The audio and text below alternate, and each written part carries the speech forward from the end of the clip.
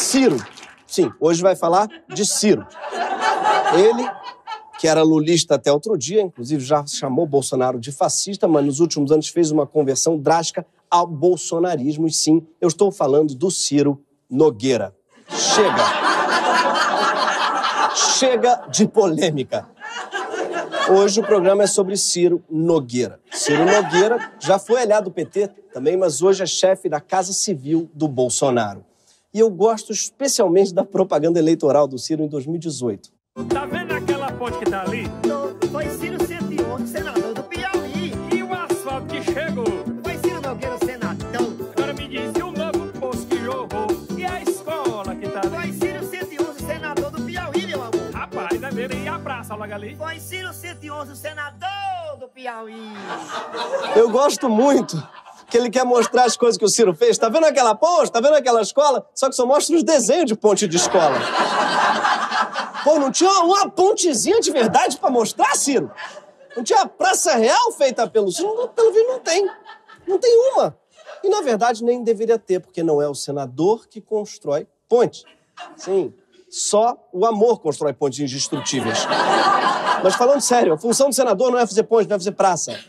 É fiscalizar e controlar o executivo. Por isso que ele mostram as pontes de desenho, de PowerPoint, de clipart. Porque aquela é a única ponte que um senador está autorizado a fazer. Mas controlar o poder executivo não é uma coisa que costuma render muito voto, né? Não faria sentido uma propaganda eleitoral que dissesse: quem foi que controlou e fiscalizou o poder executivo? Foi o Ciro, senador. Ninguém vota. O que rende voto mesmo é fazer ponte, é construir praça, mesmo que depois não tenha ninguém para fazer a manutenção, mesmo que a ponte em questão não seja prioridade para o país, ou que ela tenha sido superfaturada, mas obra rende voto.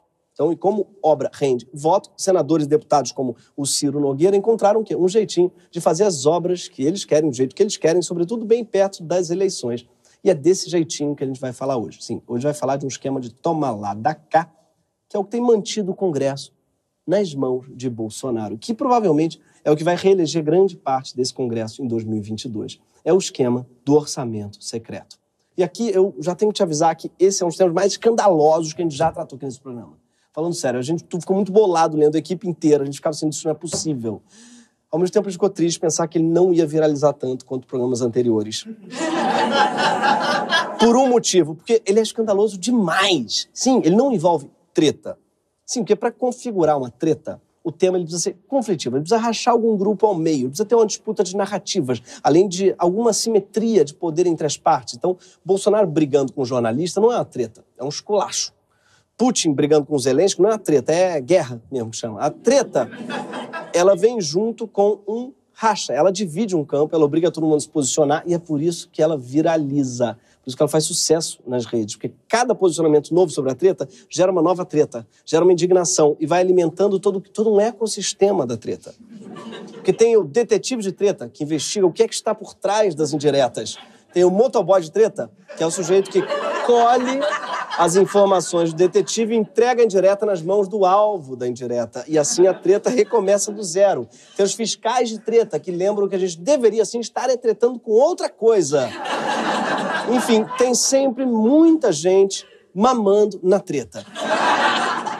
O grande problema desse ecossistema das redes é que tem muita coisa que acaba não viralizando, simplesmente porque não é treta.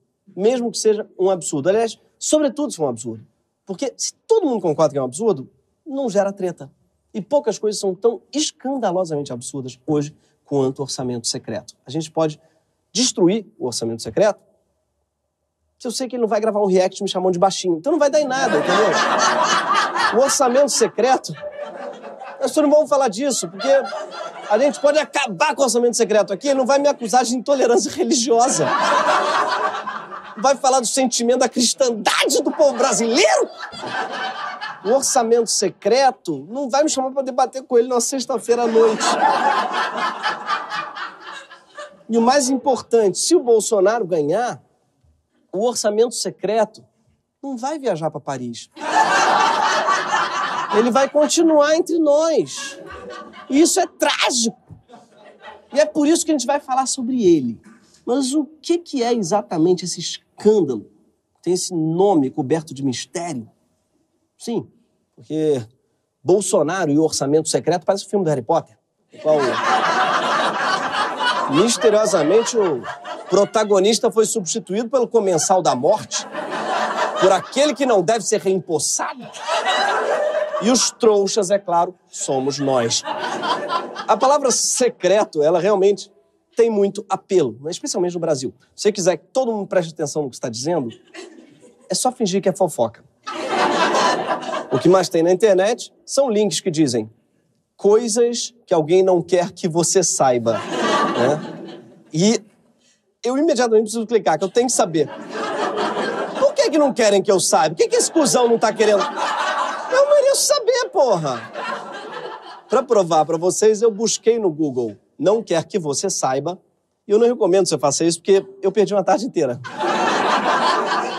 Todas as manchetes que tem não quer que você saiba são irresistíveis.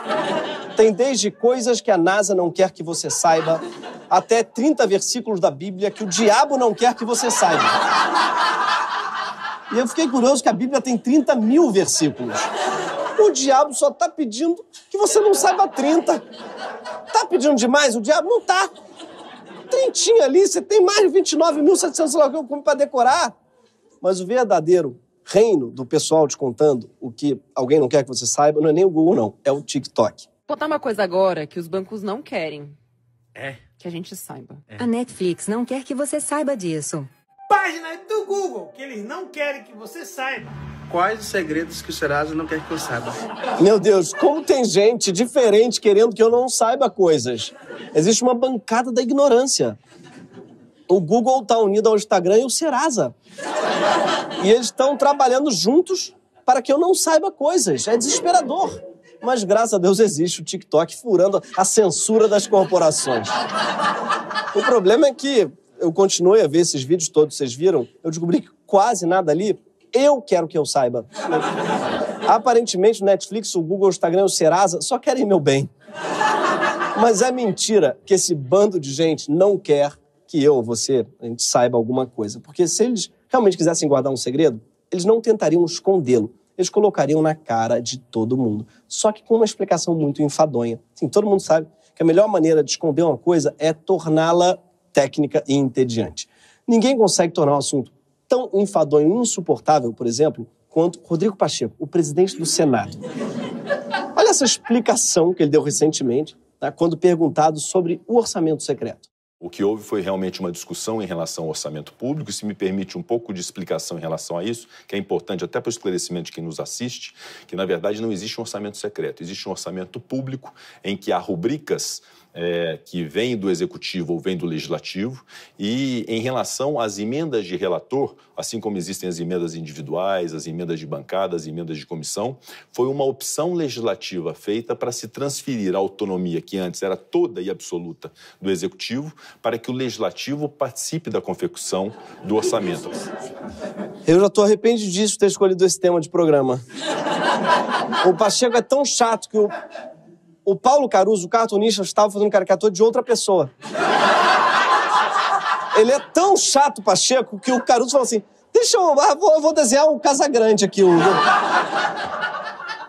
Foi mais legal aquela entrevista do Casagrande. Eu vou desenhar ele, que o Pacheco não quero nem assistir.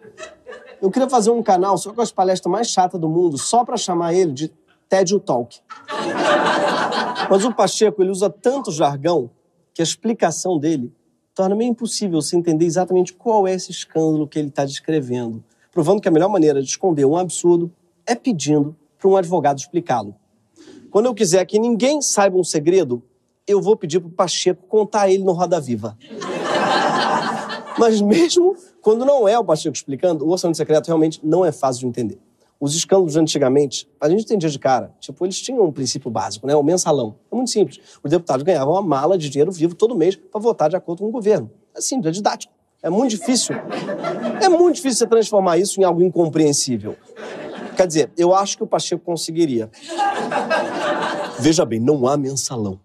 O que há são parlamentares que dispunham de um orçamento privado no que se refere ao alinhamento programático com o Executivo. Mas a gente vai tentar explicar o orçamento secreto, sim, de maneira um pouco mais simples. Basicamente, o que se convencionou chamar de orçamento secreto é um montante de cerca de 36 bilhões de reais que saíram dos cofres públicos em 2020 e 2021 para serem aplicados em redutos eleitorais de deputados e senadores. Isso é 5 vezes, por exemplo, o orçamento anual da ciência. Tá? No total, está falando de um montante equivalente a cerca de 500 mensalões. Então, por que ninguém está preso? Por quê? Porque esse é o segredo que Brasília não quer que você saiba. É que, nesse caso, né, ao contrário dos escândalos clássicos, esse valor ele foi pago por um tipo específico de emenda parlamentar, que é um mecanismo que está previsto na Constituição e ampliado por uma série de emendas constitucionais. Ou seja, o orçamento secreto é um mecanismo dentro da lei. Quer dizer, na verdade, dentro de uma emenda à lei que os próprios deputados votaram. Calma, por favor, não vai embora, não desliga. É que eu vou te explicar. Basicamente, os deputados remendaram a Constituição para que eles pudessem remendar o orçamento e hoje eles fazem tudo isso de forma legal. Mas quem decidiu o que era legal foram eles mesmos. Ou, como diz o funk, não somos fora da lei, pois a lei quem faz é nós. E para entender como esse mecanismo funciona, primeiro, a gente precisa entender como é que funciona a elaboração do orçamento de um país. E, por favor, não vai embora, tá? Eu juro. Eu sei, eu também odeio a palavra orçamento dá taquicardia. Porque quando uma coisa ela cabe no seu orçamento, você pergunta o preço. Quando você acha que o preço vai ser muito alto, você pergunta o orçamento. Então, orçamento é basicamente um preço pelo qual você não pode pagar. Porque não cabe onde? No seu orçamento. E com o orçamento público tudo fica pior. As coisas se calculam em bilhões no orçamento público. Que é uma abstração para mim, bilhão. Bilhão soa muito parecido com 1 milhão, mas é uma coisa bem diferente. Por exemplo, 1 milhão de segundos são 11 dias, mas 1 bilhão de segundos são quase 32 anos. Sim, você troca uma letra, passa 30 anos da tua vida. Inclusive, a letra, nos 2 casos, é o quê? Uma bilabial sonora. Sim, eu fiz letras. A única diferença é que o B é oclusivo e o M é nasal. Ou seja, se o seu nariz estiver entupido, a nasal se torna oclusiva e você perde 999 milhões de reais. Por causa de um resfriado. E por isso que é muito importante estudar letras e tomar vitamina C. Mas voltando ao orçamento público, ele é elaborado mais ou menos assim. Todos os anos o Poder Executivo, que é composto basicamente pelo presidente, o vice-presidente e seus ministros, ele manda para o Congresso o projeto de lei orçamentária anual. A LOA, Lei Orçamentária Anual. Não confundir com a Loba, que é uma canção da Alcione, ou com outra canção do Calypso, que é A Loa Me Traiu. A LOA prevê quanto o Estado vai arrecadar no ano seguinte, quanto vai gastar e como é que ele vai gastar. O orçamento anual do país é elaborado sempre no ano anterior à sua execução. Sim, agora, 2022, a gente está usando o orçamento planejado no ano passado. E não tem problema você não saber disso. Muita gente não sabe. Inclusive, o próprio ministro da Economia, o Paulo Guedes, ele não sabia. O próprio Paulo Guedes, na sua passagem ontem pelo Senado, ele deixou uma impressão de perplexidade quando os senadores da Comissão de Orçamento perguntaram se ele queria alguma coisa no orçamento do ano que vem. E ele disse, não, façam o orçamento de vocês que depois eu faço o meu. Aí que o senador Eunício disse, não, ministro, o orçamento é feito no ano anterior. O senhor vai fazer até junho do ano que vem o orçamento de 2020. Portanto, o senhor vai governar 2019 com o orçamento que está sendo votado agora. Tem prazos constitucionais para isso. Eu acho que até o Bolsonaro sabia disso. E o Paulo Guedes não. Ainda tinha um pessoal que dizia, eu não votei no Bolsonaro, eu votei em Paulo Guedes. Era melhor ter votado no Bolsonaro, ou ainda... O melhor é que Bolsonaro, quando perguntava sobre economia, ele mandava perguntar lá no posto Ipiranga, que era o Paulo Guedes. Aí imagina a pessoa chegando no posto Ipiranga e o frentista dizendo, sei lá, pô, vai tomar no cu, você quer posto de gasolina, cara?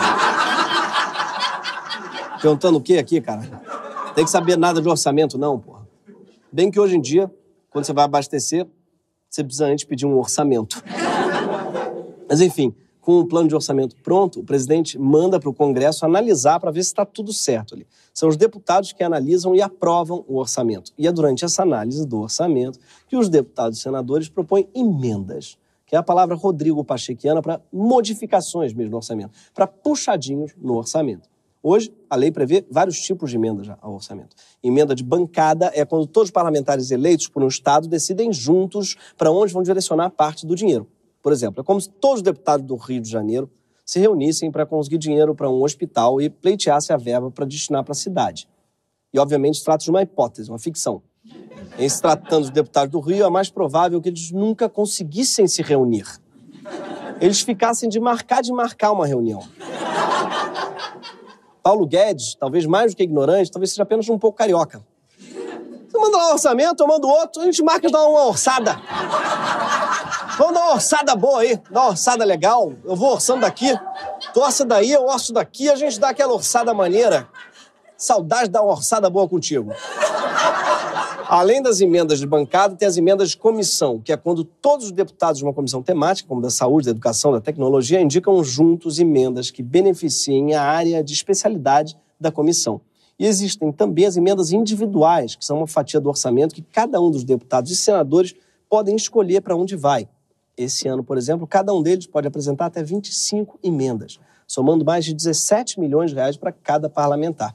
E esse dinheiro é muitas vezes usado como moeda de troca. O deputado que tem direito a uma emenda negocia o envio desse recurso para uma prefeitura, por exemplo, em troca de apoio político para ele ou para os seus aliados numa próxima eleição. E é assim que o recurso público vai parar nos lugares mais diversos, de uma ONG de fachada no Amapá até a mão dos prefeitos escolhidos por pastores da Assembleia de Deus, como já admitiu o José Wellington Bezerra da Costa, líder das Assembleias de Deus no Brasil. A verba só vai para o prefeito por intermédio do pedido do pastor da Assembleia de Deus. Então você, o pastor, é o intermediário. É ele que vem ao Paulo e o Paulo vai lá ao prefeito junto com ele. Por quê? Para que o prefeito respeite não só o pastor, mas a igreja que ali está. O eleitorado que ali está, irmãos, que não é do prefeito, mas são irmãos em Cristo, que estão nos apoiando para que os nossos candidatos continuem trabalhando. Eu não entendi se isso é um culto ou uma delação. Por que ele está sendo tão sincero? Eu, se fosse uma das pessoas ali ao lado dele, eu fingiria que ele está possuído e faria um exorcismo. Sai, demônio, sai do corpo do pastor! Sim, eu sei que é você, é o pai das emendas, é o príncipe das verbas, é o mochila de prefeito. Sai! Essas emendas individuais, elas existem há um tempão, mas durante muito tempo era o executivo, ou seja, era o presidente e seus ministros que podiam decidir se iam seguir o que tinha sido determinado pelos deputados.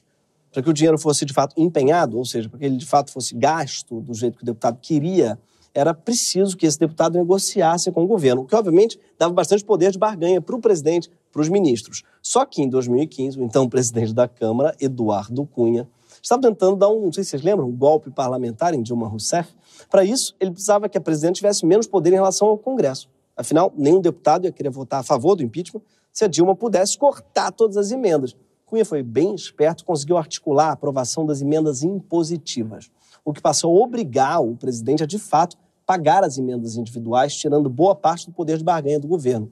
Em 2019, uma nova mudança feita pelo Congresso fez com que as emendas de bancada também fossem impositivas. Na época, o presidente da Câmara era Rodrigo Maia, quis dar um recado para o Bolsonaro, tirando o poder dele sobre o Congresso. Tinha um recado melhor que ele podia ter dado para tirar o poder do Bolsonaro, que é um processo de impeachment mesmo. Seria um pouquinho mais direto. Só que no final de 2019, quando o Congresso estava debatendo orçamentos do ano seguinte, os deputados do Centrão articularam, junto com o Bolsonaro, a criação de um novo tipo de emenda, que dá, ao mesmo tempo, muito mais dinheiro para certos parlamentares, enquanto garante que esses parlamentares não vão querer tirar o Bolsonaro do poder. Esse novo tipo de emenda é o que se chama de emenda de relator com orçamento próprio. E se você está achando isso entediante, esse é o nome técnico que se dá para o orçamento secreto.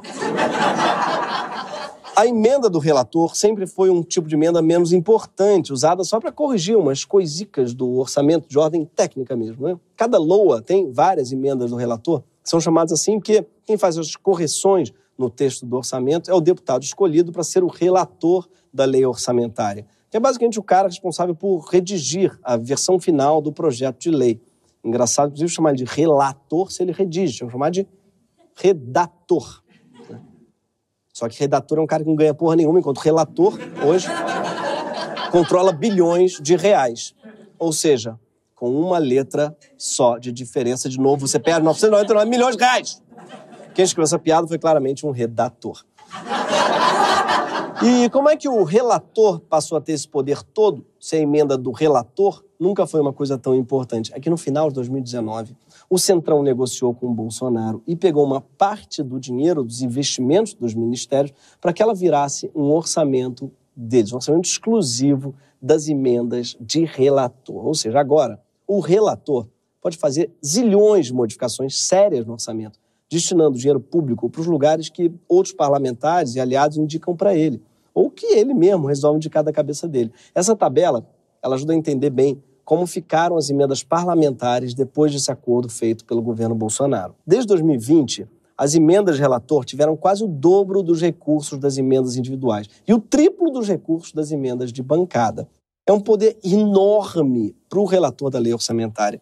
E caso você esteja se perguntando, mas quem é o relator? Então, ele é um deputado que é escolhido pelo presidente da Comissão de Orçamento, que, por sua vez, é composta por membros de todos os partidos, em proporção ao tamanho de cada bancada. Ou seja, se o Centrão forma a maior bancada do Congresso, ele consegue também eleger o presidente da comissão e, por conseguinte, o relator geral da lei orçamentária. E é por isso que um dos homens mais poderosos do Brasil hoje é o relator do LOA, o Marcelo Castro, do MDB. E você provavelmente nunca ouviu falar dele. Ou do relator anterior, Hugo Leal, do PSD. Ou do anterior, Márcio Bittar, da União Brasil. Ou do anterior, o Domingos Neto, também do PSD. Aliás, se você não conhece o Domingos Neto, ele é filho do também político Domingos Filho, que é filho...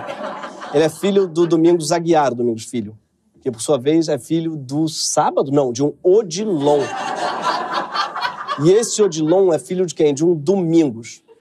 Assim, fazendo do avô do Domingos Neto e pai do Domingos Filho, um outro Domingos Neto de outros Domingos, que era seu avô. São, ao todo, 4 domingos, ou um mês inteiro. As emendas de relator ainda tem um detalhe. O relator negocia quanto cada deputado poderá indicar, mas não deixa o nome desse deputado no projeto de orçamento. Então, só quando a obra é executada é que a gente consegue descobrir quem era o verdadeiro dono da emenda. Razão pela qual esse dinheiro foi apelidado de orçamento secreto. E com outro detalhe, as emendas do relator, ao contrário das emendas individuais, elas não são impositivas. Ou seja, o governo federal não é obrigado a, de fato, destinar os recursos para aquilo que o relator pediu, o que devolve ao executivo o poder que tinha sido tirado dele lá em 2015 pelo Eduardo Cunha e ajuda justamente a evitar que Bolsonaro sofra um impeachment como Dilma sofreu. E esse dinheiro todo praticamente só é cessado pelos amigos do Centrão e do governo Bolsonaro. Prova disso é que a oposição só recebeu 4% das emendas relatórias de 2020. 4%. Isso é menos que a intenção de voto da terceira via. Não à toa é assim que Bolsonaro tem se referido ao orçamento secreto. Você passou em RP9 e os parlamentares têm quase o triplo de recursos do Ministério da Infraestrutura do Tarcísio. Então o parlamento está muito bem atendido conosco. O que eu mais gosto do vídeo aqui parece que ele está muito puto. Mas ele está elogiando. Eles têm o triplo do orçamento da infraestrutura. Eles estão muito bem atendidos. Sem falar na expressão parlamento bem atendido. É uma ótima definição. Bolsonaro virou um garçom de deputado. Ele, sejamos justos, não serve bem qualquer deputado, não. Só serve o que ele gosta. Ele é uma espécie de garçom carioca. Vamos ser sinceros, porque o paulista às vezes reclama. Ah, mas serviço no Rio é ruim. Não, é você que não sabe falar. Você não conhece o louzeiro, tem que chamar o time, tem que saber o time dele, o nome da filha tem que chamar de comandante. Não é chegar pedindo. Oh, por favor. Não vai nem ouvir. Entendeu? Como o Congresso não dá transparência para o uso das emendas de relator, acabou sobrando para o STF e para jornalistas o papel de mapear onde foram parar os 36 bilhões gastos nos últimos 2 anos. Mas, por enquanto, a gente só encontrou 11 bilhões. Ou seja, tem 25 bilhões de reais por aí de bobeira. Se alguém encontrar a gente, pelo amor de Deus, avisa.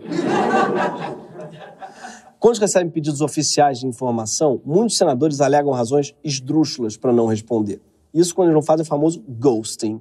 É tipo, não é comigo, já não sei onde está esse dinheiro, não perguntem. Um beijo. O senador Carlos Viana, por exemplo, PSD de Minas, eu adoro o que ele diz. Ele diz que a publicização geraria especulações que poderiam resultar em ataques à sua honra de seus familiares e do Senado Federal. Ele está basicamente dizendo que se descobrirem o que eu fiz com dinheiro público, eu vou ser xingado. Então, melhor descobrir não, deixa quieto. Vai dar problema para mim. Aliás, não só para mim, ele fala, para o Senado e para minha família. Eu nem estava curioso que ele fez esse dinheiro, mas depois dessa justificativa eu tô muito curioso. O que ele fez com essa merda? O que você aprontou, Carlos? Pra ficar tão preocupado com a tua honra, com a tua família, com o Senado. O que será que o Carlos Viana não quer que você saiba? Já o senador Ângelo Coronel, do PSD da Bahia, que não é coronel, provavelmente também não é anjo, foi contemplado com 40 milhões de orçamento secreto e respondeu ao pedido de informação do jornalista que aquilo era um abuso no direito de acesso à informação. Parece muito um marido reclamando que a mulher está vendo o histórico dele no Xvideos. Isso é um abuso no seu direito de acesso à informação. Parece que estão vendo o WhatsApp dele. Não, olha, tem limites. Segundo o coronel, que não é coronel, o sigilo é uma, aspas, estratégia política de relacionamento com os municípios. Sim. Isso é uma falta de responsabilidade afetiva com os municípios, coronel. Sigilo não é uma estratégia bacana de relacionamento, coronel. Tu te tornas eternamente responsável pela verba que destinas, cara. Mas apesar de tantos parlamentares terem se esforçado para esconder o destino de suas verbas, os jornalistas conseguiram descobrir para onde foi uma parte delas, pelo menos. E foi assim que a gente ficou sabendo, por exemplo, que o deputado Domingos Neto, Dominguinhos, ou Netinho, ou dois músicos, todo apelido dele é de algum músico, de um cantor, porque ele é ou Dominguinhos ou Netinho, eu aposto que é um dos dois. Dominguinho Netinho, aquele que foi o relator do orçamento de 2020, mandou 140 milhões de reais para o município de Tauá, no Ceará, uma cidade de 58 mil habitantes, onde a mãe dele, Patrícia Aguiar, foi eleita prefeito no mesmo ano. Meu Deus. Olha a semente que ele planta no coração das mães dessa nação. O Domingos conseguiu estragar a vida de todos os filhos desse país. Minha mãe vai ver isso e vai perguntar, poxa, Gregório, você me dá uma caixinha da Cacau Show? O cara deu 150 milhões de reais. Poxa, Domingos, você estragou nossos domingos. Já o ministro do Desenvolvimento Regional, que é o Rogério Marinho, que nem parlamentar é, aliás, nem marinho, nem sequer anfíbio, mas terrestre, ele indicou quase 1,5 milhão de reais para construir um mirante ao lado do terreno que ele tem em Monte das Gameleiras, no Rio Grande do Norte. O governador do Distrito Federal, Ibanez Rocha, também entrou na farra, mandou 7 milhões para 2 municípios onde ele tem fazendas. E não é nem o Distrito Federal. Os municípios estão no Piauí. Sim, o cara é governador do Distrito Federal, mandou construir estradas e pontes ao redor das próprias fazendas lá no Piauí. É uma espécie de Sedex de recursos, é o Shopee de verba pública. Só no primeiro ano de orçamento secreto, o deputado Arthur Lira mandou, além dos quase 17 milhões que lhe cabiam individualmente, mais de 114 milhões para cidades de aliados. Dinheiro esse que ele recebeu em emendas de relator. Já a mãe do ministro da Casa Civil, Ciro Nogueira, que era suplente dele e hoje é senadora, indicou quase 400 milhões em emendas sozinha, ou 4 mensalões. Isso só para a mãe do Ciro. Isso deve ter criado um puta climão na casa do Domingos. Que, de repente, virou um filho de merda. Eu imagino, né? O Domingo dele. Imagina a mãe dele. Você viu a mãe do Ciro, Domingo? Às vezes eu acho que você me odeia. Só pode, o pessoal tá comentando. Mas o poder de Ciro Nogueira nisso tudo é ainda maior, sim. Eu disse que hoje eu ia falar do Ciro e vou mesmo, porque ele é uma peça central desse esquema todo. Hoje, Ciro Nogueira é quem negocia com o governo a liberação das emendas propostas por todos os parlamentares. Sim, no balcão de negócios do governo federal, o Ciro Nogueira se tornou a pessoa mais importante. Hoje, ele intermedia praticamente sozinho um volume de grana que é mais de 3 vezes maior do que todo o fundo eleitoral. Dinheiro esse que os deputados podem colocar nas cidades e regiões onde eles mais precisam de voto. Então não é exagero dizer, sobre o governo Bolsonaro, Ciro Nogueira se tornou a pessoa mais importante dessa eleição.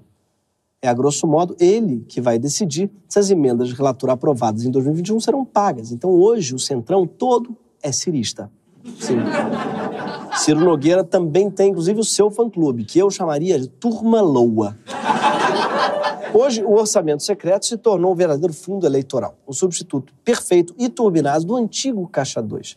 Parece que depois da Lava Jato, alguns parlamentares entenderam que era melhor desviar dinheiro no varejo, em milhares de prefeituras e regiões, do que roubar no atacado através de contratos gigantes com empreiteiras. Mesmo que o deputado não cobre de volta parte da sua emenda na forma de propina, que é um tipo clássico de corrupção, agora ele tem uma quantidade inédita de dinheiro para destinar a aliados, a prefeitos, a empresas nas suas regiões. Quanto mais alinhado aos líderes do Congresso, mais dinheiro secreto ele vai ter. O mais importante, se esse deputado não ajudar Bolsonaro a seguir no poder executivo, essa molezinha pode acabar. Até porque o principal candidato de oposição a Bolsonaro, o Lula, já disse que vai dar fim ao que ele chamou de podridão do orçamento secreto. Ou seja, não será do interesse de muitos deputados, já reeleitos, com a ajuda do orçamento secreto, enfrentar Bolsonaro caso ele questione sua eventual e provável derrota, um eventual e provável segundo turno. A genialidade do mal do orçamento secreto é que ele injeta dezenas de bilhões de reais nas mãos do Centrão, comprando a estabilidade de um governo que foi responsável pela morte de centenas de milhares de pessoas. E tudo estritamente dentro do regimento. Por quê? Porque ele é operado, ainda que os detalhes estejam no sigilo, na cara de todo mundo. Na prática, o governo Bolsonaro e seus aliados do Centrão criaram uma forma de legalizar a compra de apoio. Eles conseguiram controlar bilhões de orçamento público, perverter a independência dos poderes, o processo eleitoral e tudo isso sem necessariamente cometer crime. Isso não é pouca coisa. É como se a corrupção agora tivesse a rubrica do relator e viesse enterrada em juridiquês do presidente do Senado. E no emaranhado de teses, manobras e justificativas que deixa tudo chato demais para ser escandaloso. E é por isso que, se você chegou até aqui, parabéns. Não é todo mundo que tem essa força. Por isso eu queria pedir que você não só compartilhe ou comente esse programa, mas que você aposte no caminho da treta. Você pode escolher a treta que você quiser, não tem problema. Quando você for compartilhar, escreve: não é possível que o Gregório ache isso da Juliette. Pode falar. Então, comenta assim: gente, até nos comentários, se vocês puderem escrever aí, vejam até o final, porque é um absurdo. Ele defende o Zé Neto contra a Anitta. Pode falar. Ou, se preferir ser mais fiel ao tema da semana, se não quiser cometer nenhum erro factual, escreve: você não vai acreditar no que o Gregório falou do Ciro. Escreve, por favor. Esse foi o Greg News. Até já, até breve.